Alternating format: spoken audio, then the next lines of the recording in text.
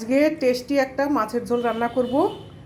এই দেখো এখানটায় কেটে নিয়েছি আলু, বেগুন, গাঁঠি কচু, এই যে আছে লাউ শাকের ডগা। লাউ শাকের ডগা দিয়ে হবে রুই মাছের ঝোল। যা লাগবে না খেতে। চলো তাহলে রান্নাটা সেরে ফেলি। মাছগুলো নুন হলুদ মাখিয়ে নিয়েছি, এবার ভাজবো। লাউ শাকটাও কাটতে বাকি আছে।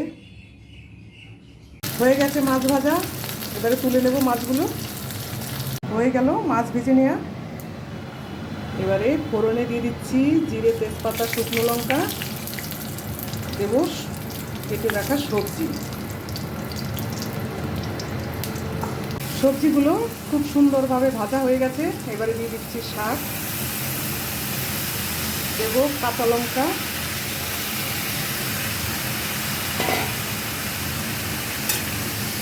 আর 1 মিনিট মতো ভেজে নিই শাকটা, বেশি ভাজা যাবে না।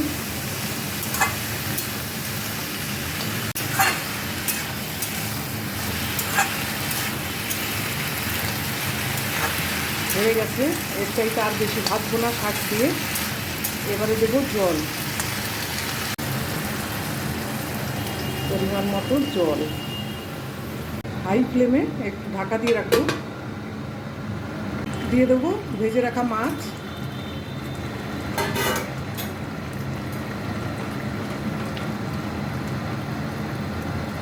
এই লাউ ডগা দিয়ে যে কোনো মাছই খেতে দারুণ লাগে। তোমরা বানিয়ে খেয়ে দেখতে পারো। আরও 5 মিনিটের জন্য মিডিয়াম আঁচে ঢাকা দিয়ে রাখবো। নামানোর আগে দেবো একটু আদা বাটা আর একটু ভাজা জিরের গুঁড়ো।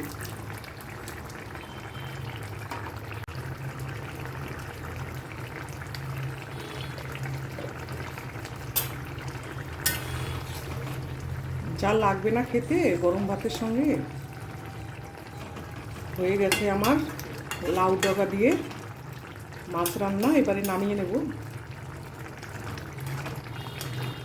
একঘেয়েমি যদি মাছের ঝোল খেতে ভালো না লাগে, তোমরা এইভাবে বানিয়ে খেয়ে দেখতে পারো।